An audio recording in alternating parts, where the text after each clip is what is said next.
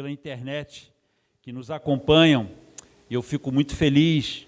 São vários irmãos que têm estado conosco. Eu recebi aqui agora a Sheila de Nova Iguaçu, tem estado conosco também, é fiel inclusive, e vários outros irmãos, né?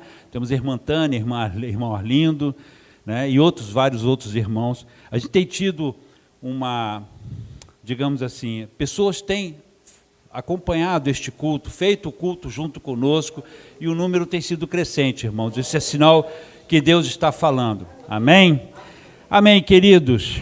Ainda de pé, vamos abrir nossas Bíblias na Epístola de Paulo aos Colossenses, capítulo 2. Epístola de Paulo aos Colossenses, capítulo 2, a partir do verso 1, irmãos. Vamos meditar nessa escritura.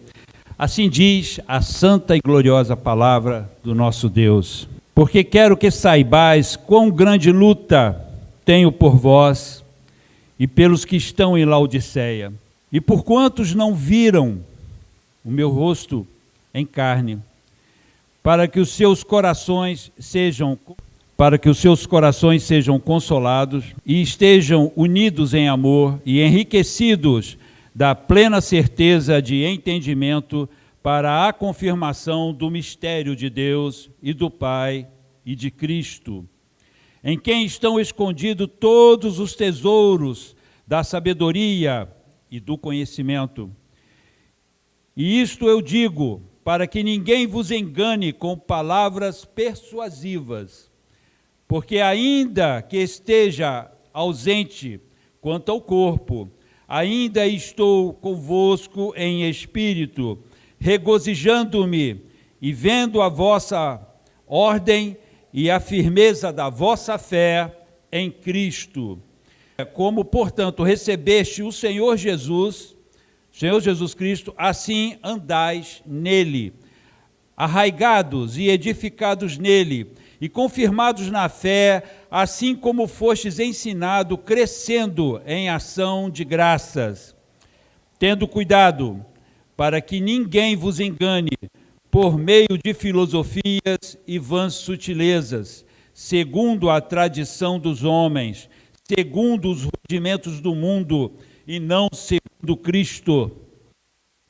Ele habita corporalmente toda a plenitude da divindade, e estáis completos nele, que é a cabeça de todo principado e poder. Até aí, meus queridos, oremos, meus irmãos.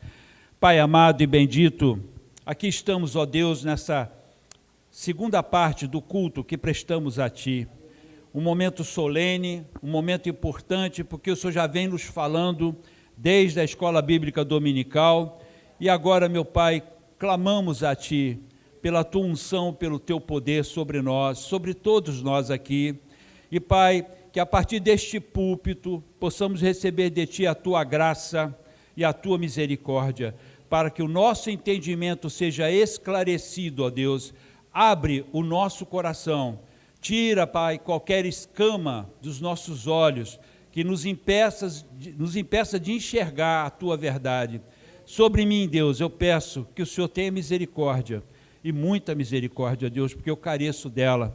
Estou aqui em Teu nome, Pai. É muita responsabilidade, o peso é grande demais para mim, mais do que eu posso suportar, mas peço a Ti, ó Deus, a Tua unção e o Teu poder, e que tudo aquilo que eu venha falar aqui seja segundo o Teu coração, Deus, e somente segundo o Teu coração.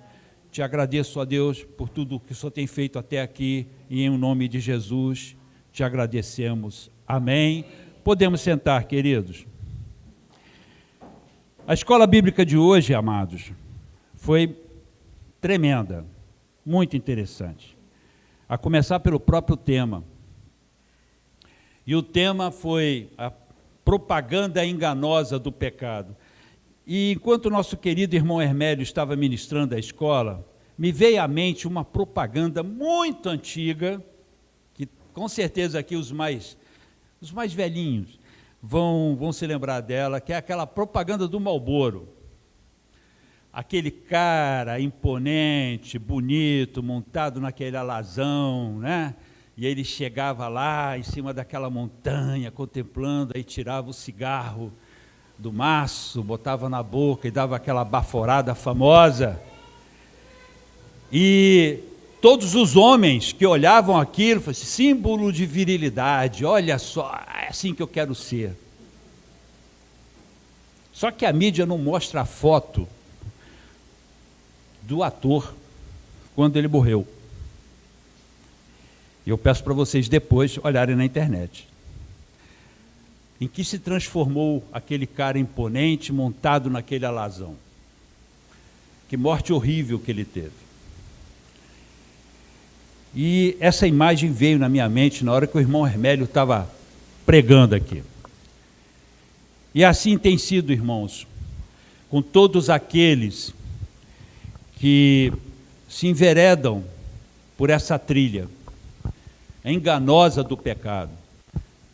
E como o pecado seduz, e como ele ludibria, e como ele envolve as pessoas de tal maneira, cegando-as no entendimento, a ponto delas não perceberem que elas estão indo para o abismo. E é interessante que às vezes aparece nos meus SMS da vida lá, atores, atrizes famosas. Eu não pedi para botar isso lá, mas de vez em quando aparece. E quando aparece, eu de vez em quando dou uma olhadinha, tá, para ver a biografia desses camaradas.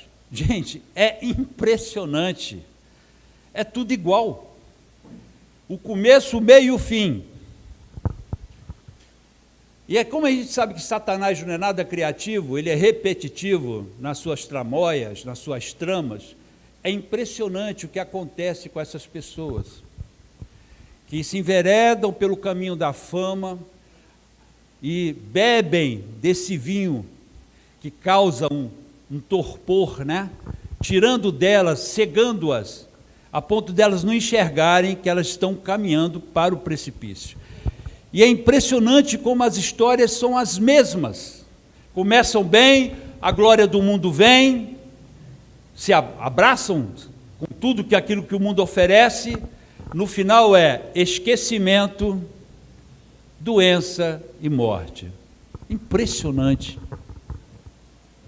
E como essa mensagem, como esse estudo de hoje foi importante para todos nós, como um alerta de que o pecado tem essa história, ela se repete em todo o mundo, todos os dias.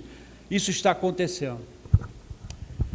E hoje nós vamos falar sobre um assunto que tem a ver com o que foi ensinado aqui hoje de manhã. Engraçado, irmãos, que essa mensagem está pronta há 2 semanas. O Hermélio não estava escalado para hoje. Foi escalado, porque houve um arranjo na escala, e ele foi escalado. E a mensagem já estava pronta antes. E tudo que eu vou falar aqui tem a ver com o que ele pregou. Mais uma vez, meu irmão, corroborando, confirmando que é a palavra de Deus.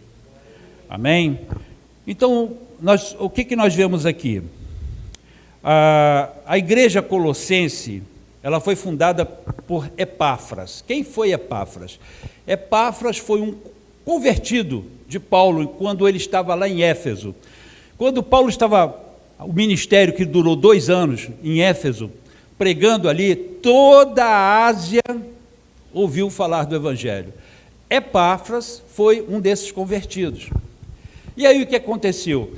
Ele acabou se tornando um dos auxiliares do apóstolo Paulo mais efetivos, né? Eficientes, eficazes na obra do Senhor. E ele foi para Colossos, e morando ali, ele fundou a igreja em Colossenses. Paulo não fundou a igreja de Colossenses, foi Epáfras que fundou, e ele foi o pastor desta igreja. Mas olha só, o que é que acontece? Nós estamos falando de um mundo, na época, totalmente helenizado, né? Roma, ela tinha dominado o mundo com a sua força, com o seu poder, impondo as suas regras, mas ela não conseguiu alterar a cultura. Toda a cultura era helênica, toda a cultura foi trazida, tá, pela Grécia. E isso perdurou no próprio Império Romano. E o mundo helenizado, ele trazia muita filosofia, que até hoje nós temos, né? A maior parte das heresias que nós temos hoje são baseadas nessas filosofias do passado. Então, os problemas que nós enfrentamos hoje, dentro da igreja, com essa desvirtualização, né, do que a palavra de Deus diz, da verdade, Paulo enfrentava lá no passado com as igrejas. Mesma coisa. E Epáfras levou para Paulo esse conhecimento. Chegou para Paulo e falou: Paulo, olha só, estou enfrentando alguns problemas na igreja, está se infiltrando ali uma galerazinha ali, e está trazendo problemas sérios para a igreja. E por conta disso, Paulo escreve essa carta, alertando a igreja contra o grande perigo dela abarcar isso, dela aceitar essas ideias. Então nós vamos conversar sobre isso hoje, né? Sobre o que Paulo, como é que Paulo enxergou isso e quais foram as ações que ele implementou e quais são as grandes lições que nós podemos extrair desse pequeno texto, mas muito importante para todos nós. Então aqui o apóstolo Paulo, ele começa o texto dizendo que está travando uma luta tremenda, ele está guerreando, e aqui ele diz exatamente como: porque quero que saibais quão grande luta tenho por vós. Paulo está dizendo: eu estou orando por vocês, eu estou preocupado com o que está acontecendo dentro da igreja. Eram tantas as heresias chegando, porque qual era a tônica dessas heresias? Você tinha o gnosticismo por um lado, tinha outras doutrinas de outro lado, e ainda tinha os judaizantes de plantão, que traziam também as suas ideias. Então a mistura disso tudo dentro de um caldeirão se tornou algo explosivo, porque descentralizava Jesus. O evangelho, ele tem que ser cristocêntrico, não pode ser diferente disso, é Jesus, Jesus, Jesus o tempo todo. E essas heresias desvirtuam isso, tiram a centralidade na pessoa de Jesus Cristo e colocam outras coisas. E Paulo estava extremamente preocupado com isso, porque isso estava se disseminando na igreja. A palavra luta, que ele usa aqui na expressão, quando ele diz assim: quero que saibais com grande luta, ela no grego, meus irmãos, é agon, que vem de agonia, tá? E que vem de um vocabulário atlético, em que se refere ao esforço vigoroso de um corredor para vencer a corrida. Então prestem bem atenção nisso. O termo agonia vem dessa palavra grega. Paulo agonizava em oração pelos cristãos ali de Colossos, e a luta de Paulo pelos cristãos é uma luta de agonia. Não era uma luta baseada no seu esforço pessoal, físico, mas todo o esforço e energia na força do Espírito Santo, que tem que ser assim, meus irmãos. E aqui, queridos, nós já aprendemos uma grande lição, e é a mesma coisa que ele transfere para nós, essa responsabilidade, que nós também temos que ter todo o cuidado com o que acontece dentro do seio da igreja. Nós, como igreja, irmãos, o pastor tem a sua responsabilidade, a liderança tem a sua responsabilidade, sim, lógico que tem, mas a igreja como corpo, como um organismo vivo, ela tem que expelir toda e qualquer heresia, toda e qualquer palavra fora daquilo que a Bíblia nos mostra. Paulo está dizendo exatamente isso para nós: eu estou lutando por vocês. É como se ele falasse assim: estou lutando por vocês, estou agonizando por vocês, mas é preciso que vocês também agonizem, é preciso que vocês também lutem, que vocês não admitam esse tipo de coisa no seu seio. É por aí, meus irmãos. É uma responsabilidade compartilhada. Muita gente transfere para o pastor e para a liderança essa responsabilidade quando ela é nossa. Temos que zelar pelo que é falado aqui no púlpito, temos que zelar pelos ensinos que são transmitidos. O que os bereanos faziam? Paulo estava falando, mas eles estavam lá, olhando a palavra e vendo para ver se é isso mesmo. Está batendo?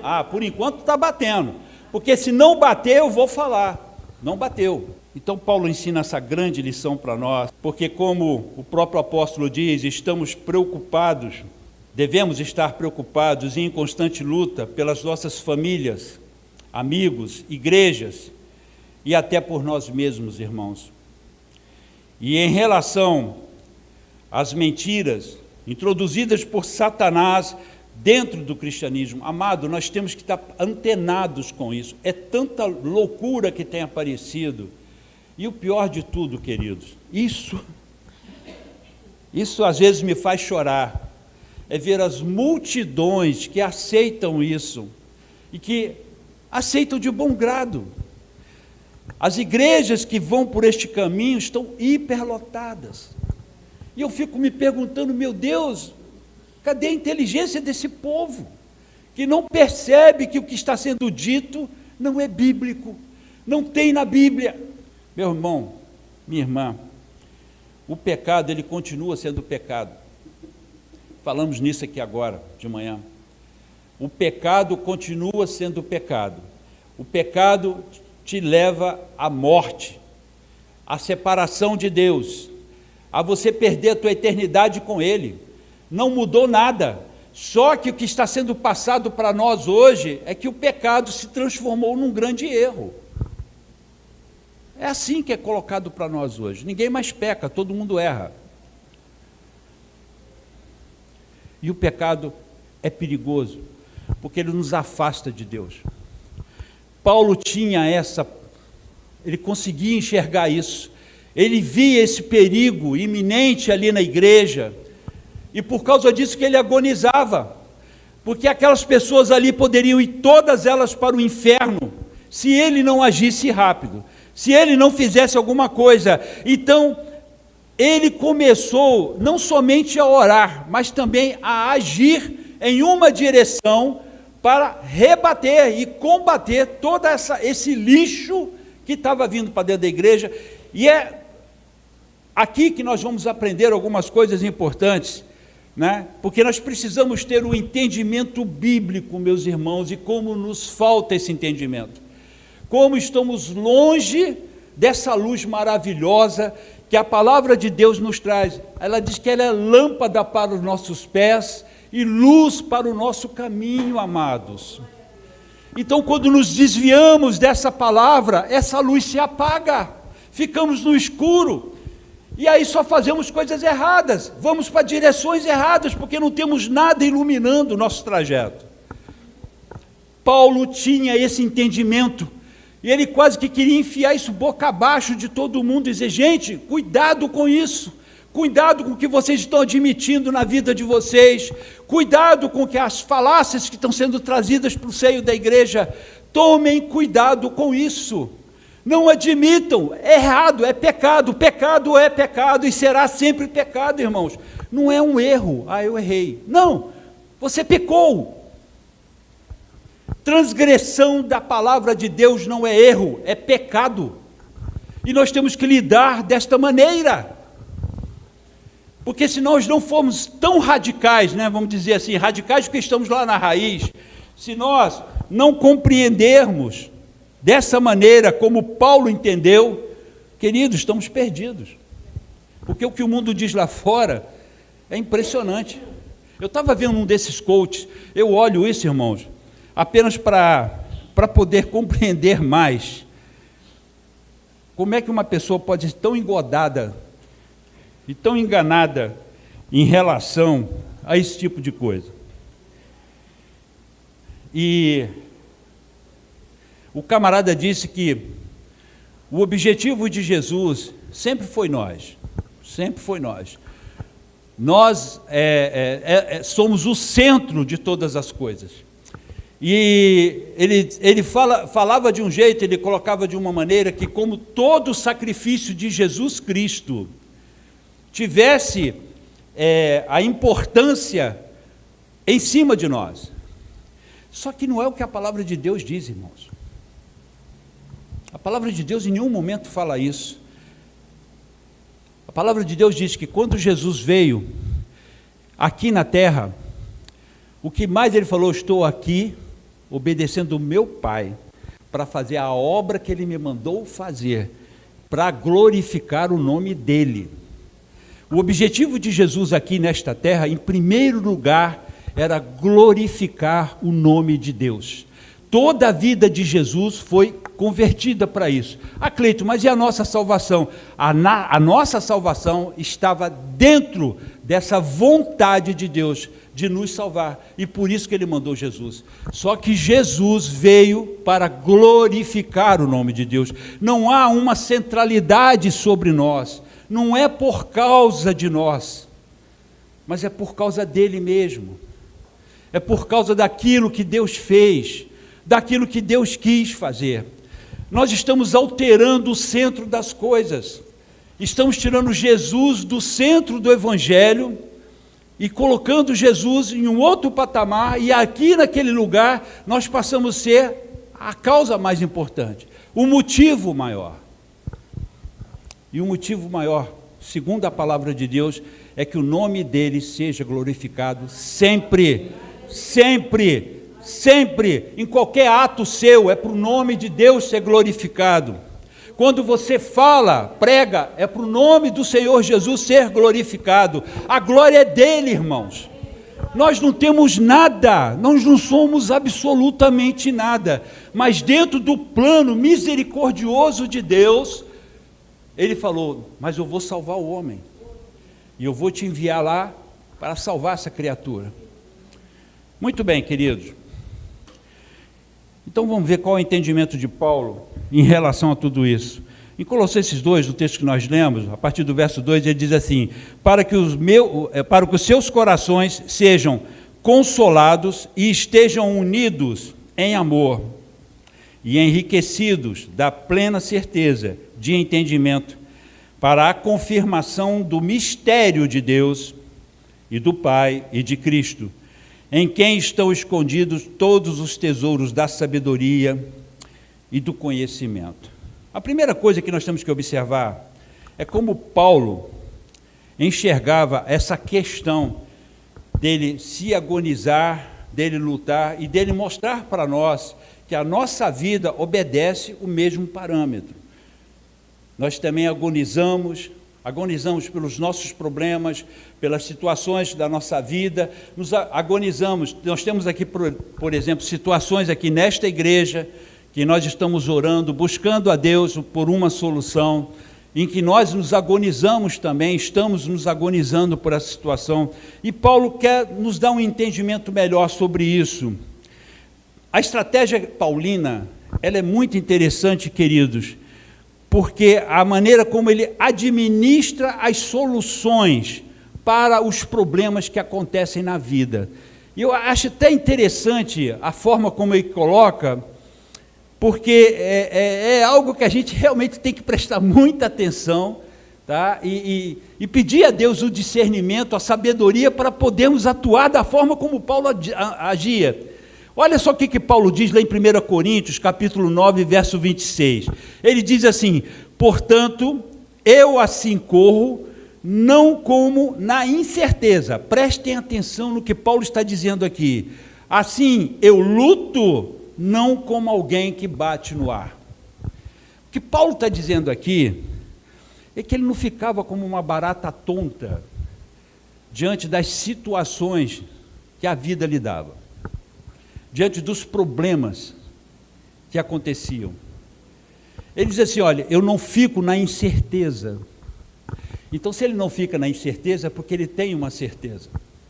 Ele parte do pressuposto: Deus é o meu escudo, é a minha fortaleza.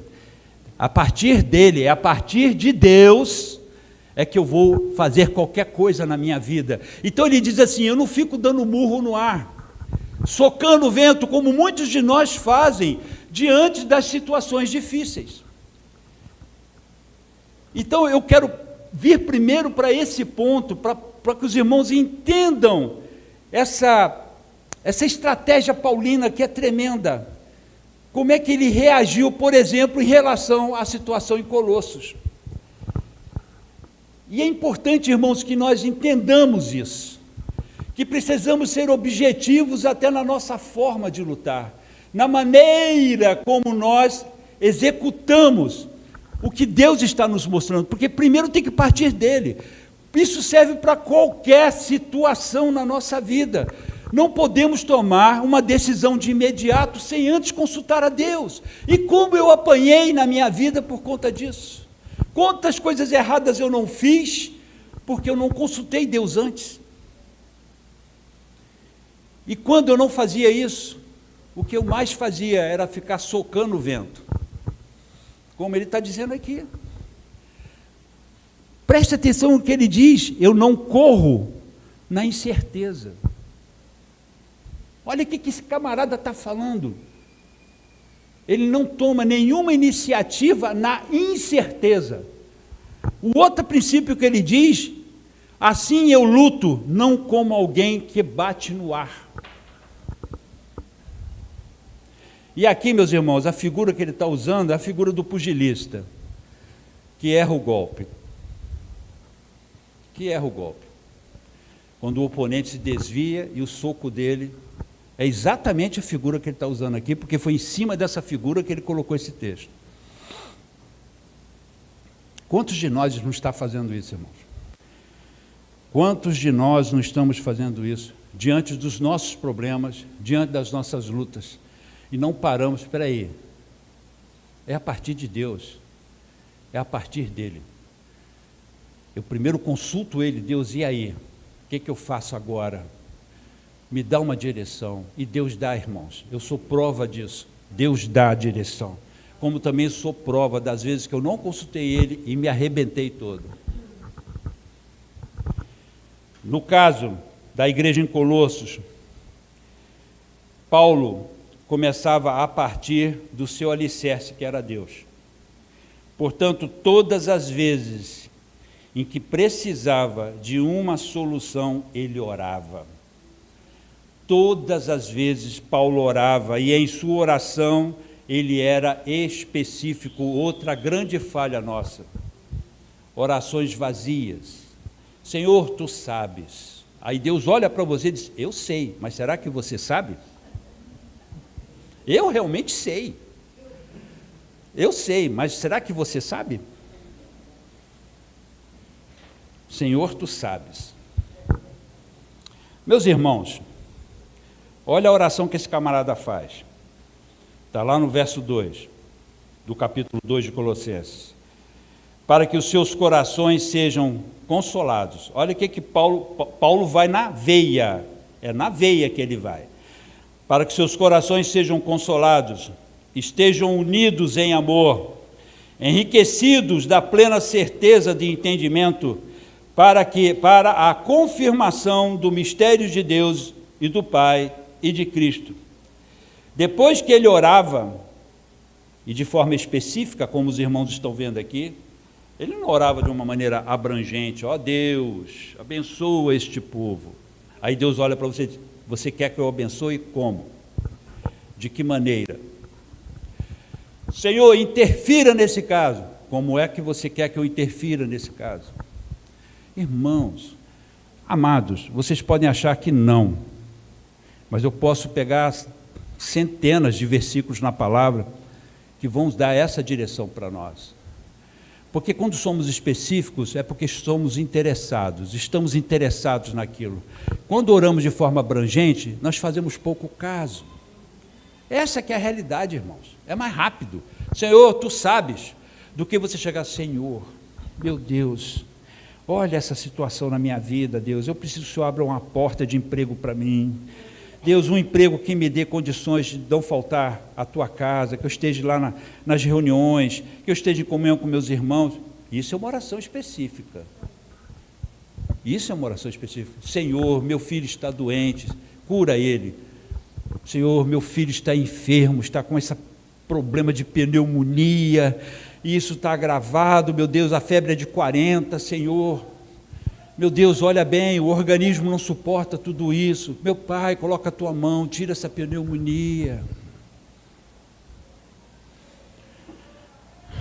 É assim que oramos, irmãos. Foi assim que Paulo orou. E aí, depois que ele orava, ele partia para a ação. Então, o que nós vemos aqui, queridos? Para que os seus corações sejam consolados. Quando ele fala assim, na sua petição, quando ele pega esse primeiro item da oração, quando ele fala assim, Senhor, consola o coração dessas pessoas. Mas como é que isso está lá no original? O consolado aqui é paracaléu, que significa o quê? Tem o sentido de exortar, de encorajar, de animar, encorajar as pessoas e dar a elas um novo coração. E se vocês forem comigo lá em Hebreus 3:13, nós vamos ler assim, todavia, exortai-vos uns aos outros diariamente. Olha só, olha o que a Bíblia nos manda fazer. Exortai-vos uns aos outros diariamente, enquanto o dia ainda se chama hoje, para que nenhum de vós se endureça através do engano do pecado. O endurecer aqui no original, meus irmãos, é ficar teimoso, obstinado. Então, quando Paulo orava para consolar o coração daquela turma, Deus está falando, Senhor, não deixe eles ficar teimosos. Exorta eles, Senhor, me usa nessa exortação, usa outras pessoas para exortá-los, porque quando não somos exortados, nos tornamos teimosos. E muitos de nós nos sentimos às vezes melindrados, ofendidos, porque um irmão chega para você e fala, meu amado, não faça assim, não é isso que Deus quer que você faça. E ele está sendo instrumento de Deus para você, e nos melindramos. Irmãos, se abandonarmos as exortações aqui na igreja, entre nós, vamos ficar teimosos, obstinados. A palavra vai ser falada e não vai acontecer nada conosco, porque estamos reunidos com muitos teimosos. A outra coisa que Paulo fala na oração dele, uma oração específica, ele diz, estejam unidos em amor. O amor, meus irmãos, é o oxigênio da igreja. Nós falamos tanto de amor, mas na realidade, o quanto nós amamos? Se colocasse um termômetro de amor aqui agora, o Espírito Santo estampasse naquela parede ali um termômetro do amor para essa igreja, como é que a coisa seria? Sem amor, irmãos, a igreja não se renova, ela não se revitaliza, porque não tem o oxigênio necessário para isso. E nós precisamos atentar, e Paulo fala isso muito claramente, quando ele exorta a igreja nesse sentido. E se nós lermos lá em 1 João, aí o apóstolo João, no capítulo 1, verso 7, nós lemos o seguinte, mas se andarmos na luz, assim como ele está na luz, temos comunhão uns com os outros, e o sangue de Jesus Cristo, seu Filho, nos purifica de todo o pecado. A bênção do perdão está no meio da comunhão. É isso que João está falando aqui. A bênção do perdão está no meio da comunhão. Se não estamos em comunhão uns com os outros, como é que nós podemos obter o perdão de Deus para nossas vidas, meus irmãos? Porque é nesse ambiente que o perdão flui. Entendem? Outra coisa também que Paulo fala na sua oração específica, que ele diz, enriquecidos da plena certeza de entendimento para a confirmação do mistério de Deus e do Pai e de Cristo, em quem estão escondidos todos os tesouros da sabedoria e do conhecimento para a confirmação do mistério de Deus e do Pai e de Cristo. Essa palavra conhecimento, meus irmãos, que Paulo fala aqui, quando ele pede assim, Senhor, enriqueça essas pessoas com a certeza do entendimento, que elas tenham um entendimento correto sobre isso. Lá no grego, irmãos, essa palavra é epinosis, não é hipnose não, é epinosis, né, que quer dizer conhecimento preciso e correto. Porque tem outro tipo de conhecimento. Tem o conhecimento que os coachings colocam aí. Existe o conhecimento que outras pessoas colocam por aí. Mas qual é o conhecimento correto? Qual é o conhecimento que é preciso? Qual é o conhecimento que traz para nós a verdade? A igreja precisa ter discernimento espiritual. Ele não pode seguir os ventos das doutrinas que tem por aí, e ser vulnerável à sutileza dos falsos mestres. São sutis, irmãos, são sutis, palavras lindas, maravilhosas, que massageiam o nosso ego, que tranquilizam a nossa consciência. Eles são sutis, e a igreja precisa ter convicção e entendimento para compreender a Cristo, em quem todos os tesouros da sabedoria e do conhecimento estão escondidos. Quando eu falo que as heresias que são aplicadas hoje, como eram aplicadas também no passado, elas descentralizam a figura de Jesus, é por conta disso, irmãos. Porque todas as vezes que nós chegarmos diante de Jesus, nós vamos baixar a nossa cabeça,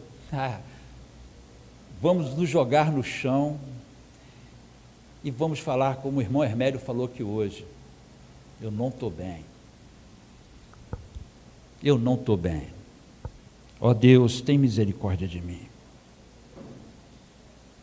Não tem como você ter ego massageado, quando você está na frente de Jesus, me perdoem, não tem como, é a luz, você está diante da luz poderosa de Jesus, você está diante do conhecimento perfeito, do conhecimento preciso, e aí você chega a essa figura ridícula que nós somos, porque somos ridículos, irmãos. Por que somos ridículos? Porque somos imponentes, porque achamos que somos alguma coisa, que nós não precisamos de Deus para nada, e muito menos daquela pessoinha que está do nosso lado. Somos ridículos. Alguém falou para mim uma vez, o pessoal se esquece que tem 6 alças no caixão, e você vai precisar de pelo menos 6 pessoas para carregar você para a sepultura. Esse é o ponto. Somos ridículos. E quando estamos diante de Jesus, não tem como você ficar de cabeça erguida. Você vai abaixar sua cabeça e você, Senhor, me perdoe. Tem misericórdia de mim, Senhor.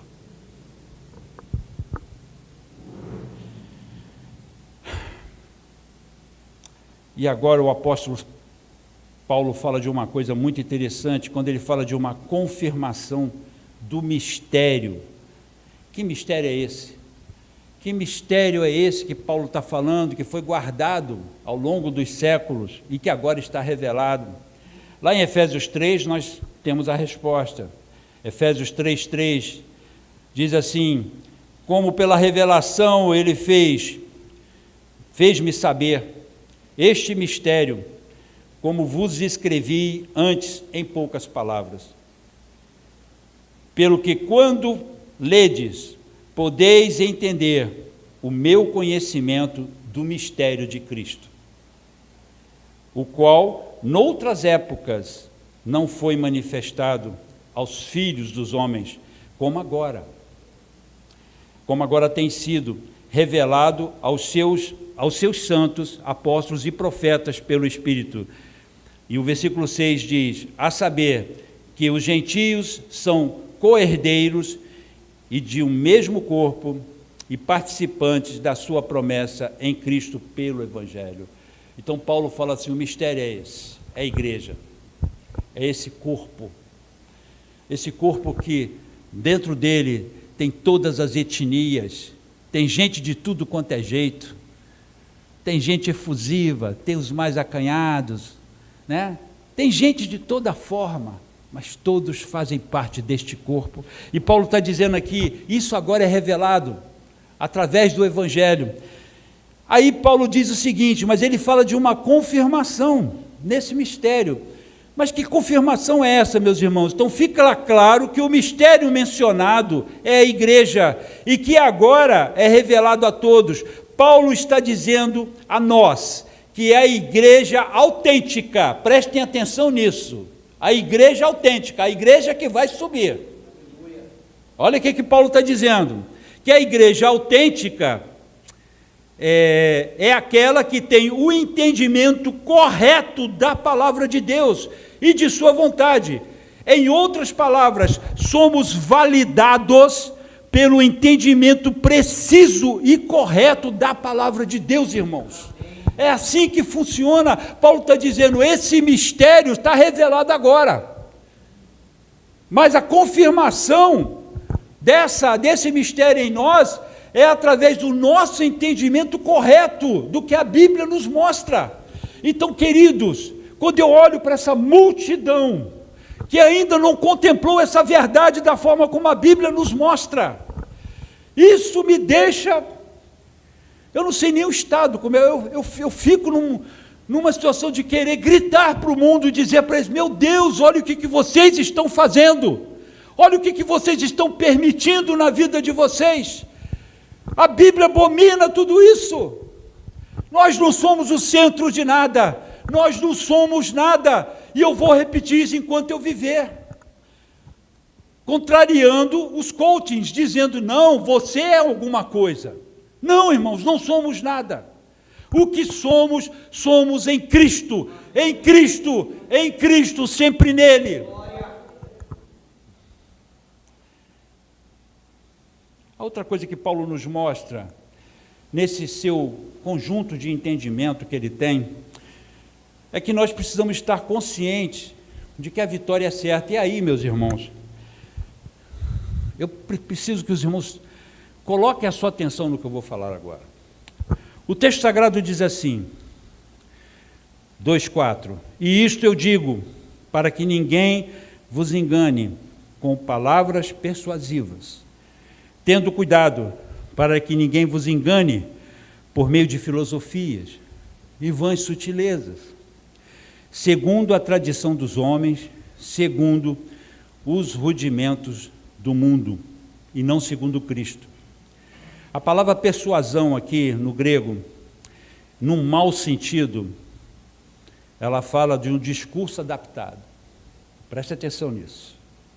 Fala de um discurso adaptado e ilusório que leva o outro ao erro. A palavra engano aqui, quando ele fala não se engane, é levar alguém como cativo, como escravo. Isso no original. E também as vãs sutilezas, quer dizer infrutífero, sem efeito, sem propósito. Então vamos consolidar tudo isso aí, para entender uma coisa. Nós precisamos ter essa compreensão. Amados, nós sabemos que a vitória, a nossa vitória é certa. Porque a Bíblia diz, você abre a última página do livro, e você vai ver a igreja lá. Aí não importa a vida que você levou aqui, não importa os transtornos que você teve aqui, não importa as dores que você sofreu aqui, você vai estar lá, naquele dia, sem lágrima nos olhos, porque Jesus já enxugou todas, em um corpo glorioso, que nós nem imaginamos como é que vai ser. Isso não é utopia, isso é a palavra de Deus que nos afirma, a nossa vitória é certa. A vitória que nós temos nos garante o quê? A nossa eternidade com Deus e o diabo no inferno, com todos os demônios dele. Aquele camarada que nos perturbou a ideia, durante todos os anos da nossa vida, nós vamos vê-lo no inferno, irmãos. É para lá que ele vai, já está julgado e condenado, ele e todos os seus demônios. Aí eu pergunto, O que vale mais? Os míseros 80 anos que vivemos nessa terra, ou a eternidade com Deus, com a vitória completa? Então, qual é que tem que ser a nossa perspectiva? Irmãos, meus amados, por que eu estou falando nisso? É para os irmãos entenderem o que Paulo está dizendo aqui. Ele está dizendo, não deixe ninguém enganar vocês, não deixe ninguém vir com historinha no ouvido de vocês. Você tem que seguir as 10 lições para a prosperidade. Quer ficar rico? Tenho 10 lições aqui, né? Ou 10 lições para a liderança, 10 lições para isso, 5 lições para aquilo outro. O homem sempre apresentando um método, uma forma de nós conquistarmos o nosso bem-estar. E o nosso bem-estar, ele vem de Deus, irmãos, é de nós estarmos nele, é nele. A nossa perspectiva tem que ser ele. E aí o que acontece? Nós alteramos a perspectiva, e todas as vezes que nós descentralizarmos Jesus das nossas vidas, vamos mudar essa perspectiva, vamos mudar a câmera. O Carlos, quando ele quer alterar a câmera, ele vai dar o comando ali, tira a câmera de um lugar e passa para o outro. É o que fazemos. O nosso foco está em Jesus, mas aí vem o problema, aí vem a luta, vem a dificuldade, e você vai e muda a câmera. Perdemos o foco nele. Paulo está dizendo aqui, por favor, não deixe que ninguém vos engane com palavras persuasivas. Não caia na bobeira, na tolice de seguir o que as coisas que esse mundo produz, o que ele fala para você. Faça isso, faça aquilo outro. Ouça a Deus, o foco é nele. Amados, Paulo era convicto de suas posições e por esta razão deixava muito claro que fora de Cristo não existe verdade alguma e por consequência somente em Jesus a nossa vitória é certa. Queridos, uma coisa que eu aprendi e quero deixar essa lição com os irmãos também, faça duas coisas. A primeira delas, não discuta com Deus. Não discuta com Ele. Você vai sempre sair perdendo. Estou falando de experiência própria, tá? Não questione Deus. Ah, Deus, por que isso? Deus, por que aquilo? E aí, eu já contei essa experiência aqui, mas só para elucidar esse fato. A primeira que você não deve discutir com Ele. A segunda, não espere uma satisfação de Deus. Por que as coisas não estão acontecendo do jeito que você quer? Em alguns momentos, por um ato de misericórdia dele, ele pode até te dar um vislumbre e falar alguma coisa. Mas, amados, Deus não é obrigado a nos dar satisfações dos seus atos. Somos servos, irmãos. Irmãos, somos servos. Quando discutimos com Deus, tá, estamos nos colocando num patamar pelo menos igual a Ele. Foi o que Jó fez. E vocês viram o que aconteceu lá no capítulo 42. Quem é este? Quem é este camarada que vem aqui com tanto conhecimento? E aí Deus começa, você sabe, você com certeza você sabe fazer melhor do que eu. Pois foi isso que Deus falou para ele, com ironia. Irmãos, em 1987, eu perdi minha mãe num acidente de carro. Vocês sabem disso, que eu já contei essa história aqui. E, como qualquer acidente, né, o estado era muito ruim. E eu me lembro que eu olhei para Deus e falei assim, podia fazer de outro jeito. Por que fazer desse jeito? Não tinha um jeito melhorzinho para fazer do que deixar ela no estado que ela ficou? Gente, eu estou falando calma aqui, mas não foi assim que eu falei com Deus. Eu peitei Deus, falei com Ele. Era para Ele ter mandado um raio daqueles bem grossos em cima de mim, me fulminado pelas coisas que eu falei para Ele. E Ele não fez nada comigo. Passado algum tempo, eu estava com aquilo no meu coração, muita raiva, muita raiva. Aí, quando eu penso que Deus vai me dar alguma resposta, Ele simplesmente falou isso, e é uma coisa que está gravado no meu coração até os dias de hoje. Ele disse para mim desse jeito, literalmente o que eu vou falar para vocês aqui. A tua mãe era uma rosa no meu jardim, que no devido tempo eu colhei. Ponto. Não respondeu nenhum dos meus questionamentos, mas mostrou a soberania dele. Eu faço do jeito que eu quero. Não questione Deus. Não questione Deus. E não espere satisfação dele. Ele pode até, num ato de benevolência dele, te dar essa satisfação.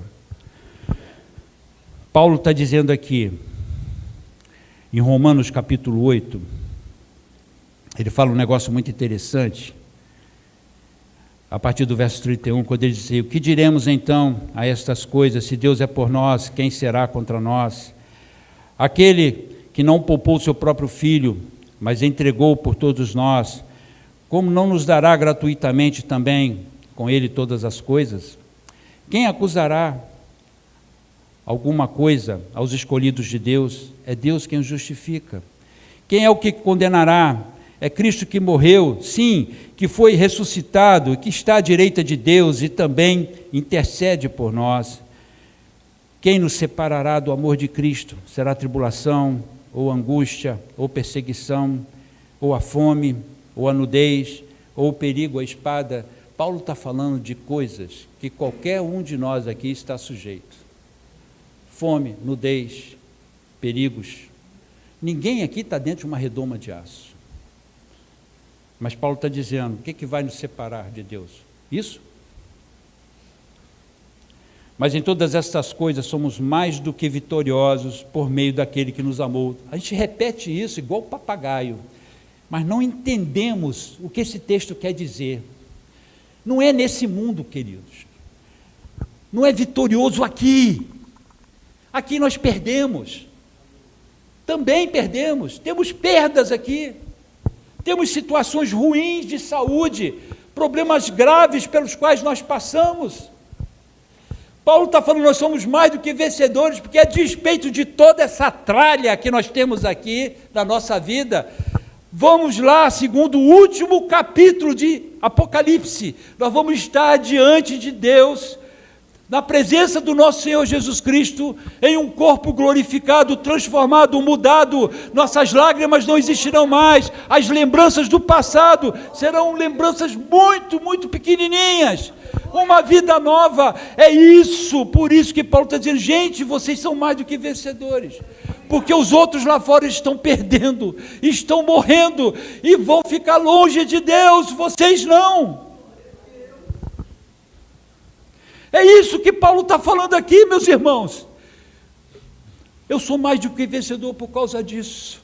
Eu não sou mais vencedor porque eu ganho muito dinheiro, porque eu tenho um excelente emprego, porque as pessoas me amam, me adoram. Não, eu sou mais do que vencedor, e sou muito mais do que um vitorioso simples, porque o céu, eu tenho o céu garantido para mim.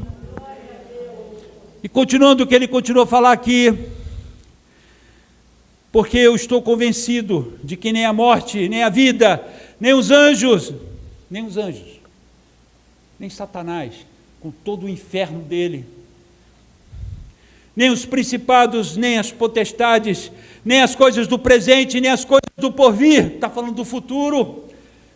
O futuro é ruim que vai vir aí, isso não vai nos afastar de Deus. Tem mais, nem altura, nem profundidade, nem alguma outra criatura será capaz de nos separar do amor de Deus que está em Cristo Jesus, nosso Senhor. Irmãos, isso é um hino, e é um hino de verdade, é um hino, irmãos, é um hino de que não importa o que está acontecendo conosco nesse momento, não importa se você não compreende as coisas que Deus está permitindo chegar até a sua vida, que não importa a forma como a vida está lidando contigo, nada disso vai te separar do amor de Deus, e você é o mais do que vencedor, porque o céu é o teu lugar, só por causa disso. Então, meus irmãos, concluindo, quais são as armas da nossa milícia. Paulo fala aqui do 5 ao 7 do capítulo 2 de Colossenses. Porque ainda que esteja ausente quanto ao corpo, ainda estou convosco em espírito, regozijando-me vendo a vossa ordem e a firmeza da vossa fé em Cristo. Como, portanto, recebeste o Senhor Jesus Cristo, assim andai nele, da forma como nós recebemos. Andemos, não mude a sua posição. Ande da forma como Deus te ensinou.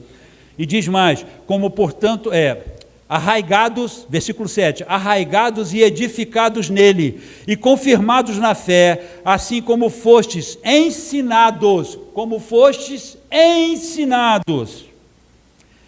crescendo em ação de graças, porque nele habita, aí vem esse fechamento magnífico que Paulo coloca, nele habita corporalmente toda a plenitude da divindade, e estáis completo nele, porque estamos incluídos em Jesus.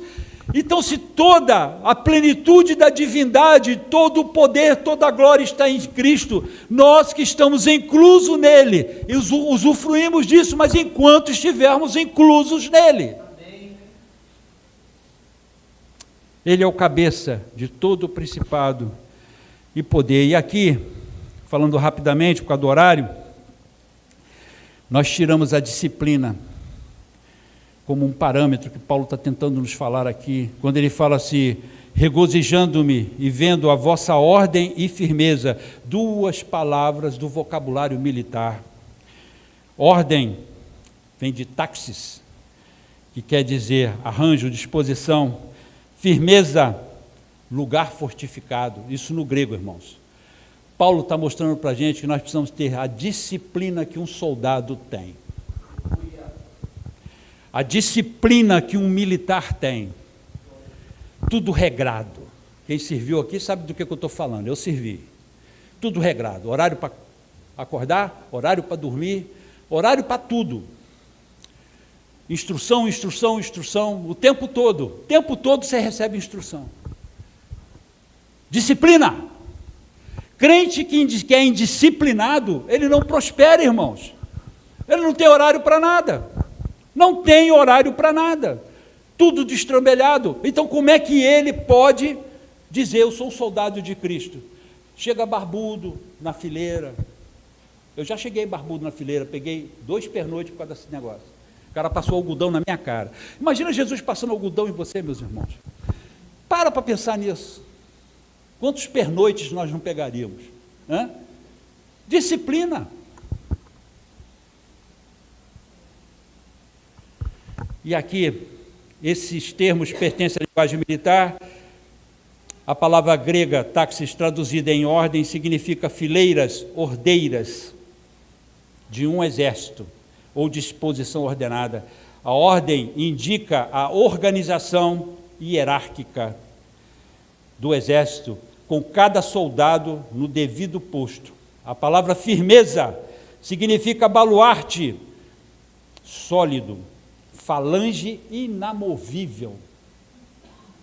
Meu Deus, eu fico triste quando eu vejo cristãos dizendo assim, eu vou parar por aqui, eu tenho que parar por aqui, eu não posso mais continuar. Falange inamovível, nada move você do seu lugar, deixa o pau quebrar, nada vai te tirar da posição que você está, se você estiver firmado em Jesus. A palavra firmeza significa baluarte sólido, falange inamovível e pronta para receber o impacto do inimigo sem recuar. Sem recuar. O inimigo vai continuar te batendo, meu irmão. Ô tolice de achar que o diabo vai parar. Ele não vai parar. Ele não vai parar. Bota isso na tua cabeça. Ele não vai parar enquanto estivermos vivos. Ele não vai parar de bater em você. Ele vai tentar furar essa fileira. A palavra firmeza descreve um exército em posição de combate e colocando-se diante do inimigo como uma frente coesa. Os cristãos devem avançar Com disciplina, irmãos, disciplina. A gente só avança com disciplina, botem isso na cabeça, eu e vocês precisamos aprender isso. Disciplina e obediência, como fazem os soldados no campo de batalha. Vence-se a guerra pela obediência, pela obediência.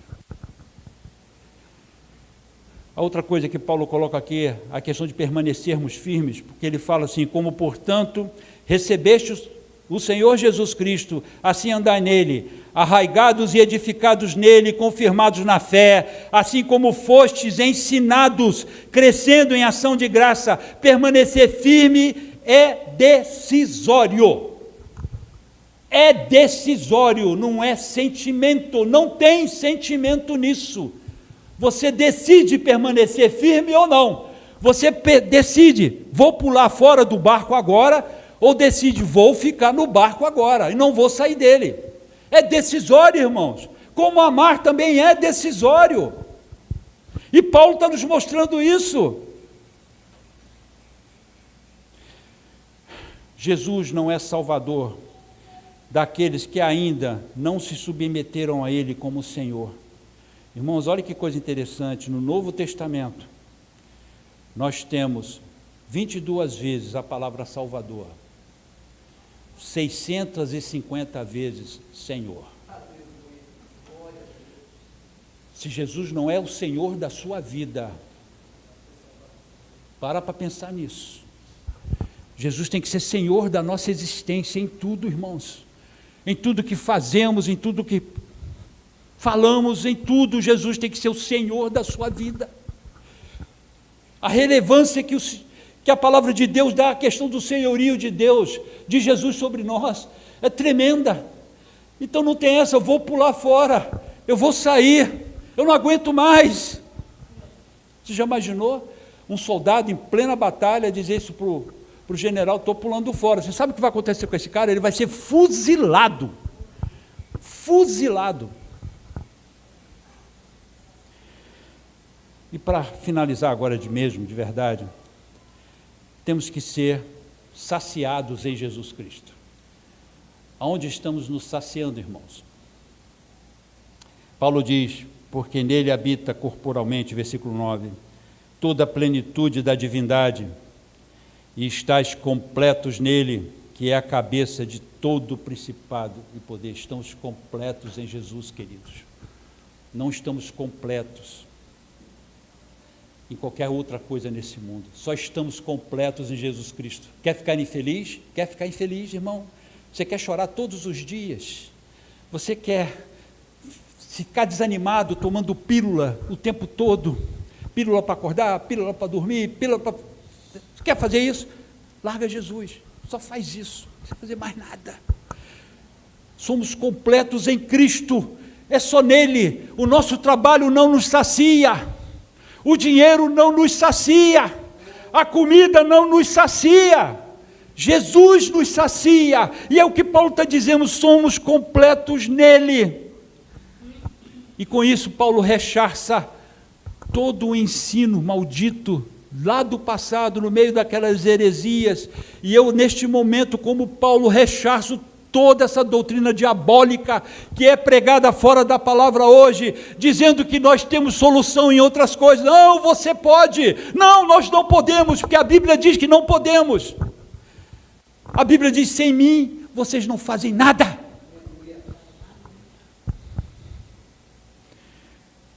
A conclusão está em Atos 17, 25, só o versículo eu vou ler, não vou comentar, diz assim, porque nele vivemos e nos movemos, e existimos, como também alguns dos vossos poetas têm dito, porque também somos sua descendência. Irmãos, é nele que nós nos movemos e é nele que nós existimos. Ficar de pé, irmãos.